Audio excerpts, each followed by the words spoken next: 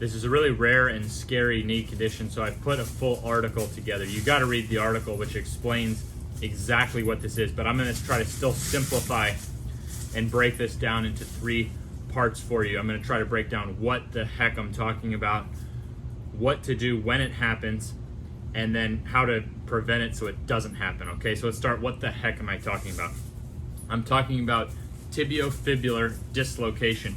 That means the 2 lower leg bones coming up to your knee dislocate here, and then it causes doctors, you can see in the discussion board, thousands of people who have had surgeries thinking it's the meniscus or something like that, and really it's just these bones popping out of place on the side. It's not even in your knee, it's just down here to the side of your knee.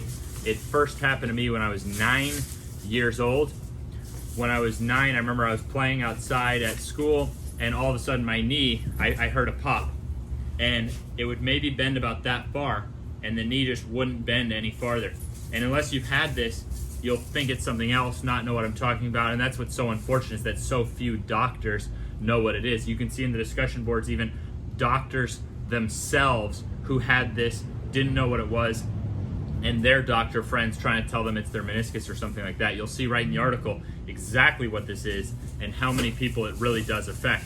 So for me, I'm 9, my knee, it's stuck like this. I can bend here, but I can't get it past. I go home from school and I end up just having to put my leg up, and I remember falling asleep and just waking up, and at some point it had popped and it could straighten. I don't know what the heck happened. As the years roll on, this starts happening more and more often, to the point that I know what it is, and I basically manually put, with a lot of force, pop it back into place when it goes out.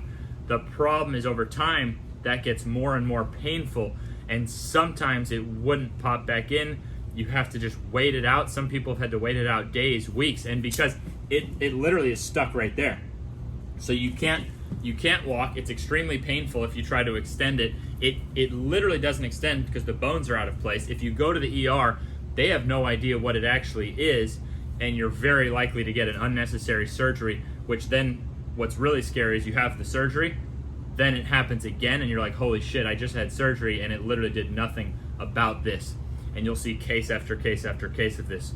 So for me, from about 9, and then it really shut down for me. It would happen, I estimate it happened over 100 times in my life, and then with the ability to just shut down. And you're gonna see, if part 1 of this video is just explaining what the heck I'm talking about, and you can see what a weird issue this is, well, part 2 is gonna show what to do about it, and I think that illuminates part 3, what it was, because I wasn't paying to what specifically made it stop happening. It's a freak thing that just happens out of nowhere.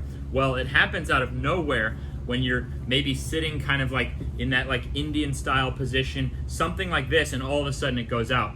So we know that some tightness through here, because it's when it's in that stretched position, that's when it goes out. So if this was flexible enough, and it might not happen. So let's look at this, right? So it happens. The mistake is trying to push it into place. And people have had some of us try to kick it and snap it.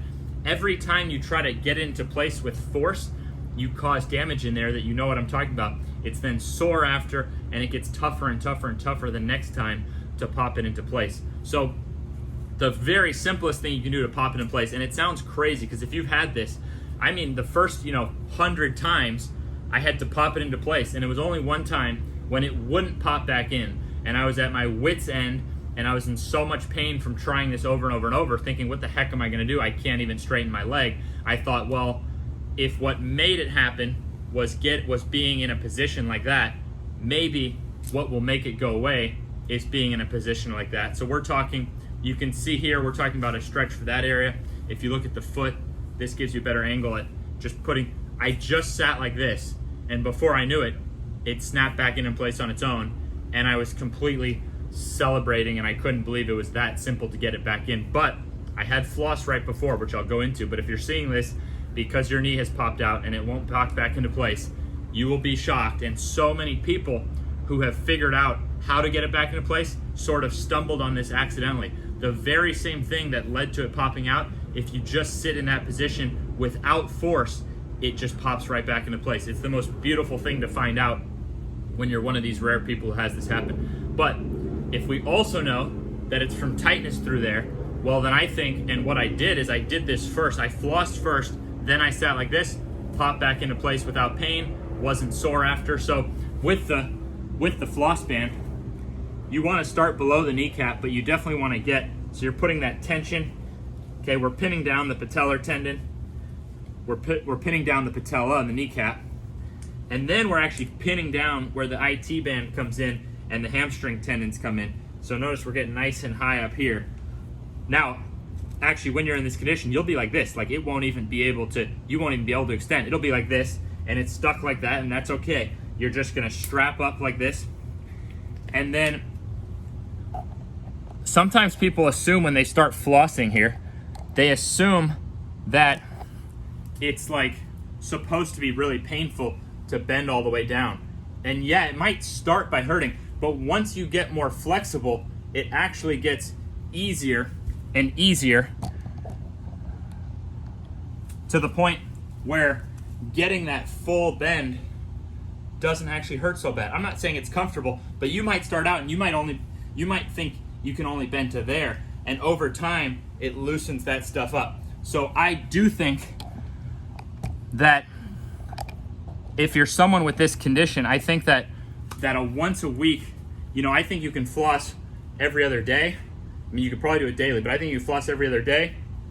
And I have full videos on that, but I suggest even if you're too weak, if your legs are too weak and you just have to use support when you have this dislocation, loosen it up first with 50 to 100 of those, then take it off, then sit in your position. So that's it, 50 to 100 of those, then sit in your position like this and let it just fall back into place. And now in terms of measurement, well, this, like I was kind of showing you, I think you should get to where it's not that uncomfortable to do a full bend, meaning these tissues, whatever's going on in here, is open enough that it's not gonna pull and cause that thing to dislocate again. And then you can see here from a test perspective, it should, in terms of flexibility, it shouldn't be hard to hold your forehead against your ankle, or whatever you're comfortable with. I know it's not the most sanitary thing of all time, but forehead to ankle, that should not be hard. If that's hard and you feel the tugging and you're someone with this tibiofibular dislocation, it's probably even more likely to happen. Those, I think, are the two reasons why this just completely stopped happening for me. And then I think if you look at your leg, I didn't used to have any kind of VMO muscle on either side. So you see this muscle to the inside. So I think that stabilizes, and it has been found that there's not enough direct studies, but it has been found that when these outer hips are tight, it causes tugging to the outside of the knee, and that's where this dislocation happens. So it causes tugging to the outside of the knee, and it makes it harder to strengthen and engage that inside muscle. So that piriformis, when you actually do full bend squats and stuff like that, that's a really natural way to have flexibility there. And then you should be doing some direct stretching. There's a variety of stretches for that. But if you think about things like box squats, where people like sit back and they don't actually allow this to bend, that's why my original mentor Charles Poliquin hated box squats, because they tightened up the piriformis so much. And I was a religious box squatter prior to my knee surgeries. I actually believe that box squats are one of the reasons for so many knee injuries. And that whole style of saying, okay, we're not going to let the knee over the toe. We're going to tighten this up, not let that go through a full bend, not let the knees over toes. And I have plenty of articles. There's plenty of research on, let's look at China. China, what do the elderly do? They actually maintain the ability to squat all the way down, and they walk backwards, which if you see that, walking backwards immediately, your knee is over your toe. Plain and simple. So the Chinese elderly, for thousands of years, since ancient times, they've been walking backwards and they've been maintaining the ability to do full knee bend. And so look at those two things and then realize they have one knee replacement for every 19 United States knee replacements, even though we have much smaller population. We lead the world in knee surgeries. One side of that is the training, and the other side is just the overprescription of knee surgeries. For example, not even understanding this and go onto that discussion board and you're going to see how upsetting it is if you're one of these people and you've been given surgery, sometimes people multiple surgeries for something that is not even this condition. So there's your 1, 2, 3. What is it? Yes, you think it feels like your knees are popping out, your bones are popping out, your family and doctors think you're crazy. You're not. It actually is your bones popping out, and then your knee will not straighten. And if you try to force it yourself, you put a lot of force in there, which can make it worse and worse over time. But if you naturally let it fall back into place, it's going to be less painful. And I think if you remain flexible there and floss the area, I think that provides not only the quickest way to get rid of it when it's stuck, but also, knock on wood, you don't want this to happen again. And I used to live in fear of this, thinking it was the one thing about knees I hadn't figured out, that it could just happen to me at any time. And now it's so simple, and I've been able to go years without it happening, even though it was a weekly or monthly occurrence for me my whole life. So this video only accompanies the article.